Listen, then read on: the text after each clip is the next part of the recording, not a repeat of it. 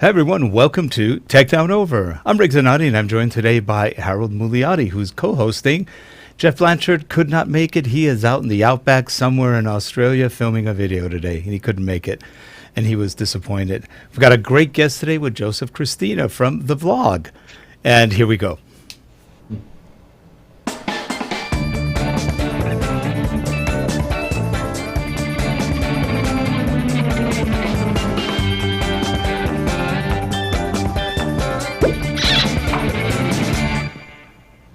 And we are back, and here in that center position of power, we've got JCristina. How are you, Joseph? How are you doing, guys? Thank you for having me on. Really appreciate it. Thanks for coming on. We love. I've been a long-time viewer of your podcast. I always love the work you do, and I'm really enjoying your current mission of Life After Adobe. I think that's a classic. So, and you know what? You're doing a great service to the community because you're putting out some great recommendations for alternative products, and they're real good. I was going to tell you one. I don't know if you've done the video one yet, but one alternative that I know a lot of people are using is they're going to Davinci Resolve, and now it's on 16. 16 is the beta, 15 is the official, but that has sound, animation, and video all in one. And it's doing a great job. We don't use Premiere as much as we used to, though. We used to. Still use I originally started out with Final Cut way back in the days, and went to the Premiere. But honestly, right now, I tested out Davinci just like you suggested there. I've been using it, and I tried the 16 beta, and we had some problems with 16 beta. But I went back to 15 I think it's 1.3 or 3.1, whatever, and it's pretty solid. So the last couple of shows that I did were done on Davinci. And just like you said, I absolutely love that you're not doing round tripping with stuff. So I'm recording audio like on an old RE20 radio mic. And I like to take that audio and then dub it onto the audio that we get from the cheaper mics, like what I'm using right here, like a Samsung or whatever. And to do so, I don't need to go to Audition to be able to do it. I can do it within Davinci. So I do like that a lot. I have not done an alternative video yet, but I am right now working on it because I'm testing out a lot of alternatives. So there's a lot out there. Some of the big ones are like Vegas. Vegas is still out there, which is good. Final Cut's an alternative, which is good if you're on a Mac. You did what we did. I've been listening to, like you always said, you were on Macs, but they're just freaking slow. I mean, I hate to say it, but we have two iMacs in here, but we don't use them. We pretty much build our own machines, just like you do, except for a couple of years back, we decided we had credit with Dell, so we bought two Alienware R4s. Well, actually, one R4 and two R5s, the Area 51s, and they were expensive. They cost like $6,000 by the time you're done, which is twice what it would cost us to build it. But they have on-site service, and they come out whenever we need it. And we had trouble getting people to come out, so it was worth it, and it's on credit, so we didn't have to put a lot of money out. But the Windows machines are just a whole lot faster. It's not a knock on the Mac. It's just a Mac guy from way back. So, some of the first machines that I used were Apples, right? So my first was an Apple II Plus. I was coding. I was burning EEPROMs way back in the day. So I used Apple forever, literally forever. And just 2 years ago, I said, you know what? Apple is not supporting the professional creatives anymore, or not doing it well. I'm just going to build my own machine, and that's what I ended up doing. I built a 4K box that'd be able to handle 4K with just ease, and it probably cost me about $1,800, whereas the same machine would cost me more than double, close to triple that on the Apple side. And there was no reason, because at the time I was always using Adobe product, right? And Adobe, once it moved, once we had a really good platform from Mac over to using it on both, I suppose, going over to the Windows machine didn't really matter. I didn't need the Mac anymore for like Final Cut or whatever. So it worked out really well, and I really enjoyed using Premiere. I used Premiere for a long time until just recently, and like you said, on my channel, I did this. I had a lot of, going, I guess, round robin to what you were saying with what I was doing as far as the channel goes. I put together this Life After Adobe Cutting the Cord series. And the reason I did that is because a lot of my viewers said, I'm really tired of spending money every month on something that I never own, the subscription model. And then once we shut it off, then what do we have? We basically have nothing, right? Yeah. So I said, I'm with you with this, okay? I've been spending tens of thousands of dollars with Adobe over the last decade and a half or longer. If you remember buying those packages that are $1,500, $1,600, $1,700, $1,700 every year, the latest and greatest continuously. And the last 2 years, once they went with the subscription model, I was doing that $53 whatever everything thing. So it was about $636 a year. Now, as a professional, does it really matter? No, I'm making a living at it. $600 is not, $636 is not a lot for me to pay, but it's still just a point that we're having to pay it ad nauseum forever and end up with nothing at the end. So some of my, subscribers said, do you know of any alternatives, and is there anything that we can do? And the thing is the subscriber base that we have, they're just really great people. I have like no trolls over there. Now, there's a lot of channels you'll see in the comment area. There's all this negativity. That's the one thing that I try doing with the channel is breed positivity and bring in talented people that are willing to contribute to the channel, so that when I say that the channel is only 10% me and my nonsense, I really mean it. When you go in the comments area, you'll see thousands and thousands of comments of stuff that's not like, hey, I'm here, but educational stuff where people are contributing real life things. So anyways, some of the people said, listen, do you have alternatives? So I said, I'm going to go into the same boat that you are. I'm going to paddle up that stream, and I'm going to just release myself of Adobe products. Now, some people said you're crazy, and I probably was kind of stupid for doing it. Immediately, I did cold turkey. I literally deleted every single piece of Adobe software off my computer, and I did it live so people can see me do it. And I said, I'm going to run my business, professional business, and I'm going to do it on alternatives. So did I feel confident that I can do it? Yes, or I wouldn't have done it. But was it difficult, and was there just a massive learning curve in doing it? Absolutely. But I figured it would be disingenuous for me to say, oh, try this, try that, try this, or try selling someone on X, Y, and Z, and they don't do it themselves. So I figured, you know what? I'm going to do it. I'm going to be in the same boat as they are, and I'm going to shut it all down. And I did it, and what I found happened was just a lot of negative stuff. So I did a lot of videos showing me doing it, and what ended up happening, literally shutting off the subscription. Even though I had 4 days left, I went into Lightroom, and what does Lightroom say? This is the last time that you can open up this package. And I'm like, are you serious? Instant, that right? Is, I didn't think that was going to be the case, and that was the case. Wow. Yeah, they don't give you much. I know that, for example, we have, I think, 5 licenses of the Creative Cloud suite of all the products. And they usually give you about a week's grace time. Like, for example, I think we have an automatic payment, but one time it didn't go out right. But they gave us another week. And then eventually we had it paid like within the week. And there was nothing yet, but you start getting the notices instantly. Your subscription is over. Your subscription's over, and and eventually you just go, I know we're paying it. It's, but yes, what I don't like is exactly what you said. When anything happens to stop the subscription, you can't open anything anymore. Now that sucks. I mean, that really sucks to high heaven. You can have the product for 20 years, but if you drop, you're gone. It's over.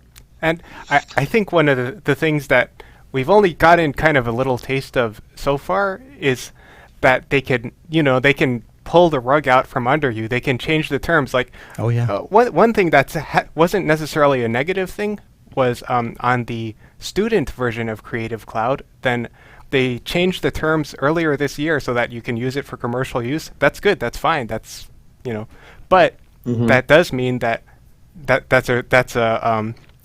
means that they can just change the terms on you on Creative Cloud. And the other thing is that, we've seen that now they're telling people to delete old versions of Creative Cloud programs. Right. So you can be stuck with the current version, and if you're in a production environment and the current version isn't working well for you, that's what you still have to use it. It's not.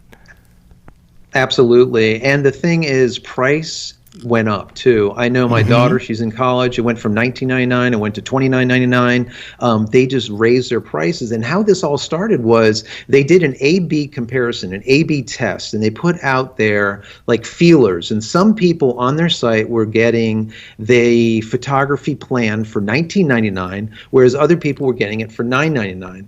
Well, that just blew up. It was like a revolution. People just lost it at that point. And exactly what you're saying, you're in there as a student, and now not only do they can change things, or even if you're in there as a commercial, they can change things at will, because remember, we're working on a lease, we're working on a rental. We don't really own anything, period, right? Yeah. So you just don't know what's going to end up happening. Now, for me, I just don't like the idea that someone has complete control over your productivity. And like you said, if there's a card that goes bad and now you can't access your files and you have something due, you're going to be trying to get a hold of Adobe. And like for me, when I try to getting a hold of them to cancel my subscription on the weekend, I get a message saying we're closed until Monday. This is a $134 billion market cap company that can't have people sitting like in Dubai answering the phones when they're not around is ridiculous in its face. Okay.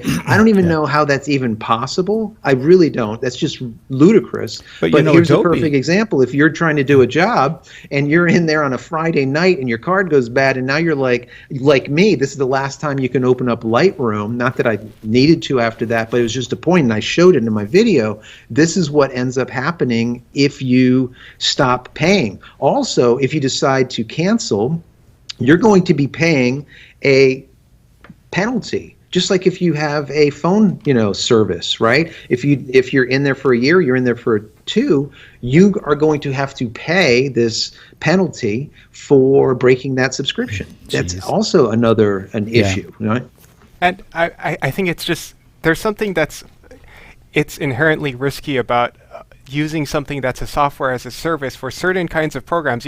These kinds of programs that for creative professionals, they're a tool. It's not just a service. It's like your camera. It's like your car or something like that. And if the camera company could just suddenly make your camera not work or change the functionality of it while it was in your hands, that would be outrageous. But they're expecting people to accept this with their Lightroom, with their Photoshop, and so on. Right. Let me just interject one other point, and you kind of brought it up in regards to people with older machines, and the idea that once they said that, they came up with saying, listen, if you have our software and it's older than 2 versions old, you are required to delete it as of today. If you do not if you do not delete it, you might be possibly in some type of jeopardy of a copyright or some type of infringement, okay, like an IP, an intellectual property infringement, if you don't do that. And I was like, wow, they're telling you to delete this software. Now, we found out that Adobe Digital, they have a lawsuit against them, and it could be them, it might be someone else. I don't know. I don't have the inside track. But the bottom line is they're coming out and sending us, everyone, you need to delete this software. The problem is, just like you said, if you're in a production environment, all right, and we're doing like this, okay, we're doing videos, and you have a box that's running specifically for doing this, and it's an older box and is doing what it needs to do, and everything is copacetic and it's working. The idea is when you're in a production environment, you don't change anything. All right. If it's working, you don't break it. Okay. Just leave it alone. And the problem is if you have an older machine, let's say a Mac that's not running Mojave or whatever, you have to use older versions of the software, okay, to use it on that machine. So by them saying that you cannot use but only 2 versions back, you might not be able to use it at all, even though you're paying for it, because your machine doesn't support it anymore. Exactly. It's a big problem, massive. Now, on the plus side, I was watching on your photo review the software that you bought and liked, and I'm planning on getting it too, and that was that Affinity Photo. That thing looked great. It actually had a great interface. It looked easy. I don't know if you covered Luminar. Luminar is another really good, it does some Photoshop. It's more of a Lightroom replacement. Right. It's actually really good. Luminar is coming out of, I think, is it Romania or Ukraine? I'm not sure. I don't recall. Yeah, it's awesome. Yeah, it's really good software. I'm not a Lightroom fanatic. I've used it, but I'm not crazy about it, and it's a little slow. these packages just run. Even that Affinity, I think, there was another one you showed that was like a Lightroom replacement. So it's well, I mean, we're looking at a ton of Lightroom alternatives, On One and X4 and Luminar, and there's literally a ton, and then a bunch of freebies like Dark. There's a bunch. So I'm going to be getting into that in another video soon. But the two videos that I covered so far was Illustrator as well as Photoshop. With Illustrator, we looked at a lot of alternatives, and I ended up going with Affinity Designer, and I gave the second runner-up to Corel. Corel always has done a lot of great stuff, but just Affinity Designer they just got it. The UI, they must have fed a whole bunch of millennials like Doritos and Mountain Dew for like a weekend, and they just came out with this amazing GUI, right? The UI is just beautiful, and it's very simple, right? And the idea is you want to be able to get in and produce, okay? And I've always noticed, because I'm an Illustrator guy, I've been doing this for just countless years, but I know Illustrator was always kind of difficult. It was just convoluted, let's just say, and unless you spend a lot of time with it, you just don't know how to use it. This let's say Illustrator alternative, Infinity Designer, wasn't like that. It was pretty intuitive. Now, of course, I have illustration background, so it was easy for me to get into it. It was more of a learning process to figure out the hotkeys and where to go to do different things, but it did a really, really exceptional job. And just recently, I took a look at Photoshop alternatives, and I looked at a lot. That was another video that we did. Those Photoshop alternatives, I ended up coming back to Affinity Photo. And it's not that I wanted to, and bear in mind, I have no affiliation with Affinity at all. I am not paid by them. I have nothing to do with them. They don't know me from Adam. Matter of fact, there's no affiliate programs that they even offer. They consider affiliate programs schemes, which I actually like. I like that they do that, kind of, but it's a good idea, but it gets it a little bit more out there, whereas if I say I like it, you're going to believe that I like it for a reason, and I'm a professional for 20, 25 years, so I'm looking at it at that, with those eyes, and I'm not being swayed one way or another. And that's the one thing that I try doing with the channel. I want people to know that the things that I say, I am saying as a professional, but not with any horse in the race, let's say, and I'm not biased in any way. The only thing I'm biased to is the products that I create, and then I will be always upfront, and I'll say, this is a product that I make. So, take a look at that first, and it would support me and my family. That'd be great. But as far as the Affinity products, amazing. It literally is amazing. The Photo and now Illustrator, both of them did a really good job. And I'm going to be looking at their tertiary, their publisher, which is equivalent to, let's say, an InDesign or something in a future video also. They're doing they've been around for a long time, but I think recently, when I say recent, let's say 4 or 5 years, I've been covering this for forever. But let's say 3 to 4 years, they've really got their marketing down, they got their GUI down, and they're tightening things up to such a degree that I would have to say they are probably number 2 out there to Adobe. Nice. Where years ago, I would say it would be Corel for sure. That number 2 position. Okay. And they're crushing it. And I tell you one thing, if Affinity, if they're listening, if Affinity comes out with a Lightroom replacement that has a DAM built in, a digital asset manager built in, it's going to be end of story. I'm telling you this for sure as someone that's been in this forever. Adobe's going to have a hard time because right now they have the market locked up because they have the entire educational industry in their back pocket, and everyone that I speak to, and that's one of the reasons why I did this also, was I wanted people to be aware that a professional can use alternatives and do professional work. You don't have to be beholden to Adobe to get professional work out there, to do it. And a lot of these people that I talk to on the channel, they're like, oh, well, my teacher says, if I don't have Adobe Photoshop or Adobe Illustrator or whatever, I'm not a professional and I'm not going to be able to work in the market. Now, years ago, that is the case. And I used Adobe product, not just because I loved it, because I did. Adobe had some great products, they still do. But for the main reason is I need to be compatible with other agencies or other studios or clients. So I need to give an AI file to someone, or I need to give a PSD to someone. But today, that's kind of going away a little bit. Someone like Affinity can bring in these files. Matter of fact, I even showed myself bringing in an AI file, and it literally was, I would say, 98% accurate. I had very small modifications to do. In that case, I can actually use the product and still be able to produce professional work and send it out to the printer and send it out to colleagues and have not a problem doing so, putting together, let's say, a PDF after the fact. So they're doing a good job. Let's just say that. Just in spades, a good job. Yeah. Oh, I love the interface. When you were showing it on your demo, I was going, that's a great interface. The UI was really nice. And speaking of UIs, Davinci Resolve needs to figure out how to make fonts just a tad bigger, because they're almost impossible to read when you're trying to do like the Explorer view. It's like, it's muddied. It's all, I actually zoomed in on it. You couldn't even read it zoomed in. I go, it's totally muddy.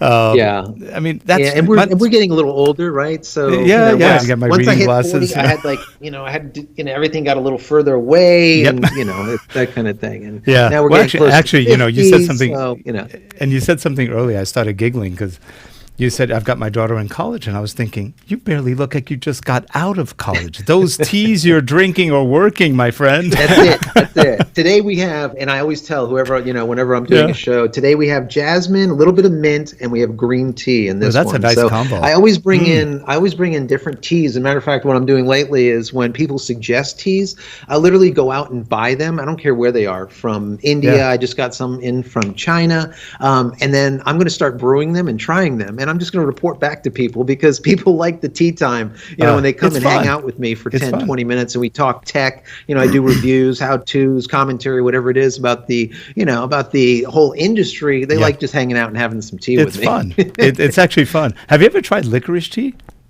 I have not. Oh, see, my gosh. Right there. You know what it's really good for? It's good for bronchial tubes. If you have a little bit of congestion or just some gunk in your throat, licorice tea cleans it all right out, and it tastes great. That's a good one. It has kind of it's almost sweet. It's like it has this kind of aftertaste that's a sort of sweetness, and it kind of cools your throat. It's nice. It's a nice tea. Well, and you're always talking, good. So that might help, whenever you get tired or you just need a little bit of bronchial stuff. Licorice tea, I think, what is it? Yogi makes it. A lot of people. There's a lot of. I think it's Egyptian licorice or some other one that's so good. We're going to have to definitely look into it for sure. Absolutely. But like you said with Davinci, I'm looking at a lot of, matter of fact, I don't know if it's going to be my next video, but it's going to be soon. And I'm going to be doing the Premiere Pro alternative. Okay. Yep. And I'm looking at it once again as a Premiere Pro user for like a 5-10 years, long time been using it, even on the Mac. Now we're on PC. So I do like the interface on Davinci, and I completely understand what you're saying. It has a little bit of an older feel to it, but if you're coming in from Premiere, it has a similar feel to Premiere. But what I really like is the idea of that not having to do that round tripping of stuff, like we were saying with Fairlight, and being able to do your audio, do your After Effects type of thing, as well as your editing, but in a single program instead of having to constantly round trip.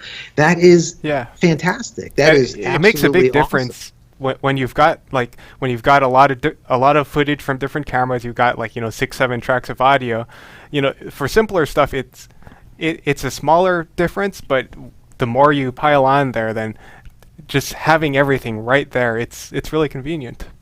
Yeah, matter of fact, talking about the idea of that whole round robining stuff, we were talking about Affinity. Affinity is interesting. Is just recently when they finally came out of beta with their publisher and went to the straight publisher where you can buy it, they introduced, I think it's called Studio Link. And what's interesting about that is now the 3 programs, okay, your publisher, which is like your InDesign, your photo, which is like Photoshop, and your designer, which is the equivalent to Illustrator, all function together, and you never have to leave the publisher, let's say, UI. Now that is really interesting, because I'm sure you, being someone that works on this on a regular basis and puts together, 19 by 20 little thumbnails or whatnot, and little insets and whatnot, you always have to leave the program, make something, and come back. And if you want to make an edit, let's say, you go out of the program, let's say to Photoshop, you make the edit, you come back to Premiere. Premiere is like, hey, your file changed. Do you want me to load in the latest and greatest? You're like, yeah, go ahead and do it. And now it updates, right? Well, with this whole round tripping thing is no longer, a thing. You could literally, for me, I do a lot of package design when it comes to my products. So I just did a brand new product that's going to be coming out in the next week, and that packaging I did in Designer. But if I was to do an Illustrator, I can take the background image, go into Photoshop, make the change, it'll show up in Publisher, right? And it will show up in Illustrator, and vice versa, and I never have to leave. So that is really kind of cool. I have not got really deep into it as of yet and sunk my teeth into it, but the premise of it is exceptional. How it works, I don't know. The jury's still out. I never comment on anything that I don't know for sure. And that was, matter of fact, why I did this whole thing, because I wanted to test it out myself, to be able to get back to people and say, yes, this is working and why it's working for me. The other thing is when I do this Life After Adobe thing, I make it a point to tell everybody that what I am doing is not what you should do. And if you do cancel Adobe, Adobe's nice enough to say, hey, wait a second. Before you cancel, go ahead and here is free for 90 days. You don't have to pay us and a single penny, and then decide then if you want to cancel.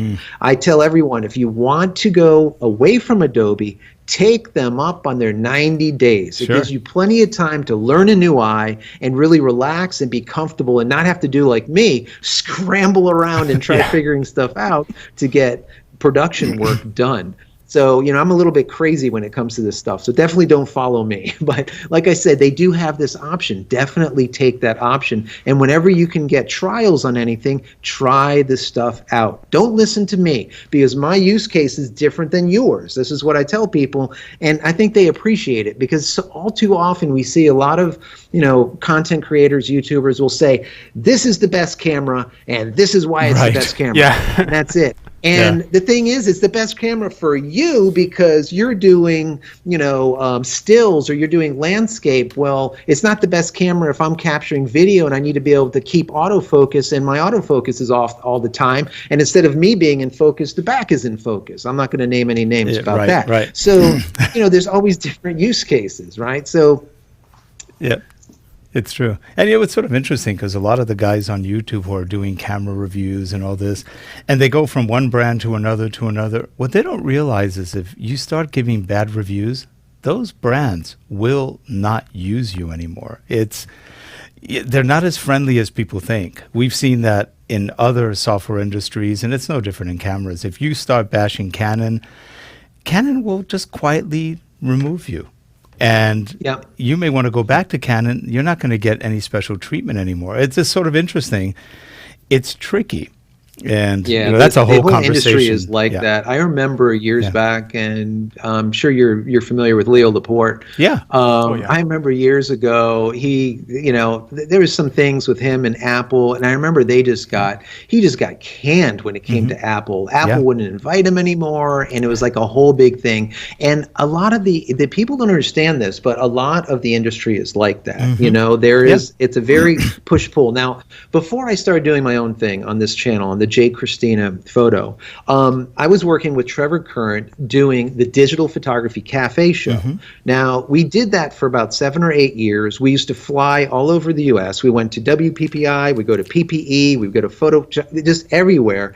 And we would get a booth, and we would do live interviews at the booth with all of these movers and shakers and all of the folks that we talk to now on a regular basis. But these are the people that would come to us for these interviews, okay? So we know all of them, but I can definitely say that you will not get that interview if you're talking bad about them. You will not get any type of, let's say treatment when it comes to this type of stuff. And you can't get those, you are basically shunned.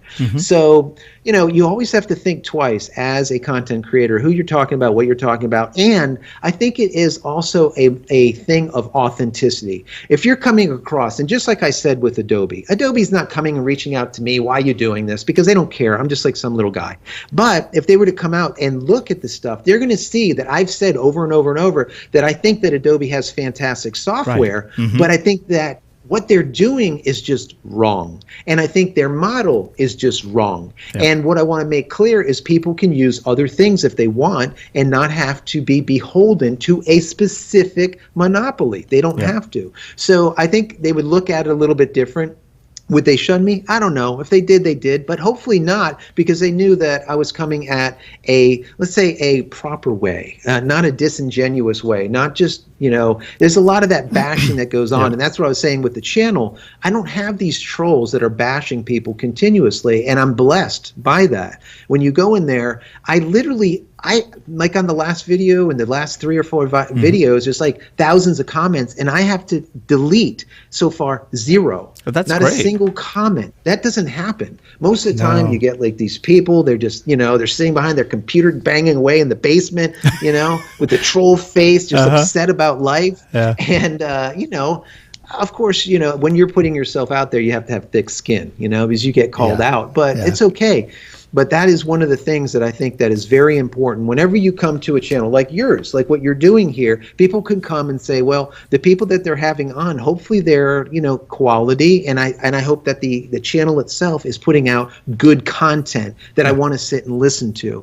And it's just not the case all over the place. It really isn't. No. And, like I said, I feel blessed. And it is interesting. We've had some where we had one where I did a review of a red laser eye treatment, of all things. It was just, and it's something that I've been getting done because I have macular degeneration, and it's been really helping with it.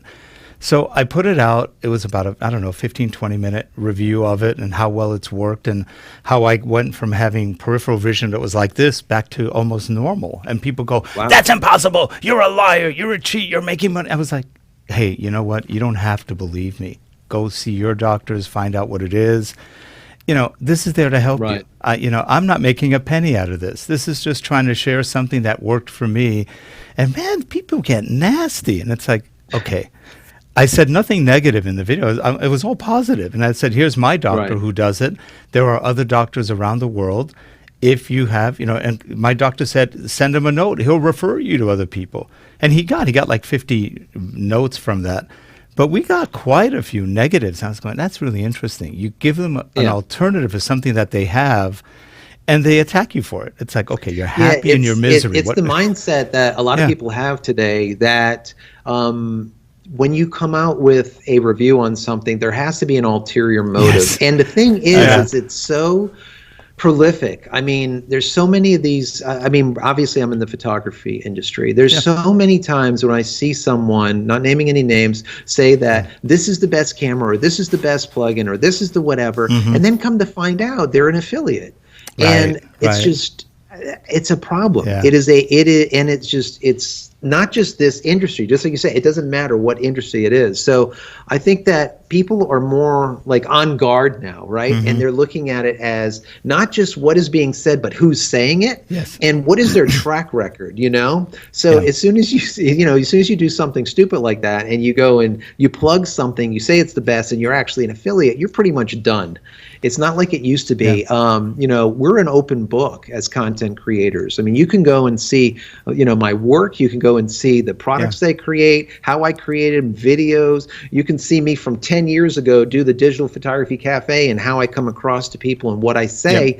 It's out there and nothing's ever removed. So once you're out there, right? It's digital. No, and you know what? We appreciate the work you do. We've been watching you for years, and you're very professional about it. You're fun. We learn a lot about teas while we go there, and that's fun. But you know what? You don't push any weird agenda, which is nice. It's nice to see that. Go ahead, Harold. I like that a lot of your videos have. There's a very, I guess I would call it a practical bent to it. Like you have videos like how to look like a professional photographer. It's not just about doing it, but it's about actually presenting yourself in a way that makes people confident in you. And you have that video on how to manage your metadata to protect your rights to your photos. And that's something that people don't think about that often, but it is actually something that's very important when you're doing professional work. You know what, Joseph, we just had to pay $1,500 because we had a graphic on an image on our website that we couldn't identify as having been purchased. It drove us nuts. We looked everywhere because we don't copy off the net. Right. And I think it came as part of a royalty-free package, probably 15 years ago or more. And we couldn't find the CDs for it. We went, I think that's where it was. This is a law firm that's out there. The guy is a photographer and a lawyer. He puts them out. They go out free. Who was the company that he works through? Was it Tetra? Tetra Images. If you see anything from Tetra Images, they're scams. And it hit us. They hit us for $5,000. Our lawyer got it down to $1,500. And that was the most painful $1,500 I ever paid because I was ticked. It's like, really? Yeah. We don't do this. We have policies. We can show you we have all our policies, everything. Do not do this. Do not copy here. Do not use BitTorrents. Do not. And we got hit on it. I was like, I don't think these are even pictures that he took. I think he bought up the rights to other photos. Oh, boy, that's even worse. It's so slimy. And our lawyer, who worked for the insurance company, said, "You know what? I believe you, but I don't care about the truth. Show me the facts." And he goes, "In this case, I believe you." He goes, "I know you." He goes, "But these guys don't care, and they have images that you got when they weren't licensed, and then they go after, they troll them on the web and figure out who's got what, and they go through your system and go, I found one." And they found one on our system, and we were going, "You're kidding? One?" Wow. And it wasn't even that great a picture, but it wasn't an image that we were showing as part of our actual website. It was part of a rotator. It was probably crawled. It may have come with the rotator. It was a file that was on our website that was publicly accessible if you knew the URL, but they must have used a web crawler to find it. Yeah. Yeah, they crawled it. They just crawled all the images, documented all the images, and then they ran software against it to and for guys to a do database. We have to be. That's just money right there. All of us have to be careful with that because they're coming after everyone with the crawlers and looking for any kind of image that they could say is theirs. And what our lawyer said is they put these in royalty-free packages knowing, and then they go after them. So they're basically creating their own money source. It's really slimy. Yeah, no, that's it. That is absolutely the case. I mean, for me, I know we were talking about the products and whatnot, and as far as what we're using and what we say to use and this type of thing. Way back when I had originally invented the focus pyramid, the autofocus lens calibration tool, there was a lot of other autofocus lens calibration tools on the market, but they were expensive and they were just really difficult to use. So I'm the guy that invents stuff that not necessarily makes a brand new mouse wheel, but or mouse trap, but I make a modification to it. But it's the idea that when you do these modifications, or if you're changing stuff, you have to make sure that everything that you do is on the up and up, and you change stuff 110%. You can't leave little tidbits in there, and that's the kind of thing also when it comes to IP, intellectual property, that you always have to be aware of. And as an inventor, that's constantly creating something new for the photography market, I'm having to always go and search back patents, what is out there, what's not out there, how it can be used, how can it not, what is the percentage of this can you use, and this type of thing. So for the most part, everything that I do, I literally invent from scratch. Even though it might be something that's already out there, whatever I do would be completely new. Like with, for example, the focus pyramid, you have a device that's never been seen before because I created it, in my studio over the course over, probably 2 weeks developing this. And it was one of those things that you're like, okay, well, here is something that actually works. I'm going to sell it to the market instead of having to pay $70, $80, $100. I'm going to sell it for $24.99. And I started that in 2012. And they're still selling, like crazy on B&H Photo and on Amazon and on the website, whatever. But that's how everything goes with products. When you're dealing with products or when you're dealing with photos, you have to be so cognizant of what you're doing because there's these slimy people that are out there that are just trying to get you. Like you commented on that metadata and getting that metadata right at the time of capture. I did that video years ago, and it made a lot of sense to a lot of people because people didn't know it. They figure, oh, I'm going to go into Lightroom and I'm going to, code in my metadata and everything is great. Well, how about if you don't go to Lightroom and you just go and send it out to somebody or whatnot? Now it's out there completely virgin with nothing on it at all. So I taught people how to do it with their cameras, how to stick in your copyright data in the camera. So at the time of shutter press, you're going to immediately have that copyright metadata in there. It's built in, it's baked in to, for example, if it's a Canon, into your CR2 file. So it's very, very important. There's little things, and like you said, that's what I try doing with the show. I try making sure that what I'm saying is not, some of this stuff is newsy, but I try to bring it back and boil it all down to useful whatever, useful data. Like this is this, but now why does it matter? Who cares? And if you care, why would you care? And that's why I try breaking stuff down, No, and you do a great job at it. That's why I think all of us appreciate the work you do. You caught our attention quite a while ago and was saying, we got to get him on the show. It'd be fun. Because I think you do a good service to the industry, and I loved what you did with the Adobe thing. Because, like you said, you're not trashing Adobe. You're complaining about one thing, which has nothing to do with the quality of the products. It has to do with business issues. And other than that, like you even said, I may go back to Adobe, but for right now, I want to try it. And fair, how fair can you be? That's fair. I mean, you set it up front, and that's, I think, great advice. And you never said their products suck. They don't. They have some pretty darn good products, but they're not the only solution out there. And, right. And they do have excellent product. And that's exactly right. That's what I said from the beginning. I said, I'm going to test it out. I'm going to try to go down the same boat with you guys. I'm going to get rid of everything. And if it works out, great. If it doesn't work out, then mea culpa, I'm going to come crawling back to Adobe. I'm going to sign up. I'm going to do that subscription again for $636 a year. And I'm going to be right back. And I'm going to tell you guys, because a couple of people said, are you going to tell us? Are you going to kind of make it super secret that you went back to Adobe? And I said, absolutely not. And that's what's really important. They need to be able to trust you. All right. So whenever you're doing this and you're giving back to the community, the whole idea is you're not buying a product, you're buying a person. Period. So when people buy my products, they're buying it because they like me. All right. If they don't like me, they say you're you're just not the guy I like. I'm going to buy something else. So like I said, it's very, very important that people like you and they can trust you. So when you say something, they believe what you're saying, and it's not just one of these used car salesman type of tactics or whatnot. So who knows? I might end up going back to Adobe. I might not. But as of right now, things are going really well with the alternatives. So it doesn't seem like that I'm going to be going back, but I keep it open because I want people to just understand that there is alternatives out there, but Adobe is awesome. They've been doing it forever. They're the de facto program out there. They are, when you hit default button, it defaults to Adobe. That's just it. But the point is not everyone has to default. It's not necessary. There are other options now. And with that, we are pretty much out of time. Joseph, I'm so glad you had some time to share with us. We have this kind of no drink policy in the studio here, so otherwise we would have had our tea with you. So I was almost going to break our policy, but I'll be the first one to spill. So I said, I better not do this. Don't do it. We have way too many cables underneath us, so it's like, no, we probably better not. But hey, it's been a real pleasure getting to meet you virtually in person, and I'd love to have you back on again in the future. It's been a great discussion. It's fun. It's fun to share. Thanks so much, guys. We really do appreciate you having me. And, I hope that someone really gets something out of it. Not just what we're doing here, but what we're doing on the other channel and just in general.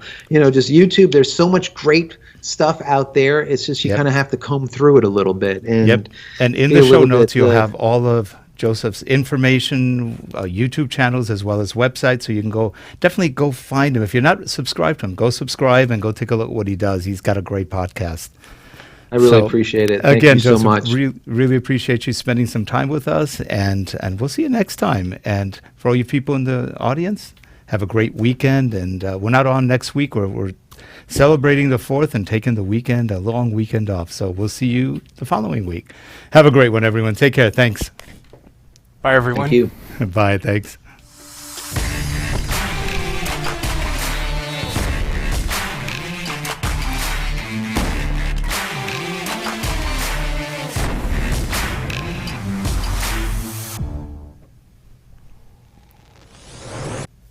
And we are off.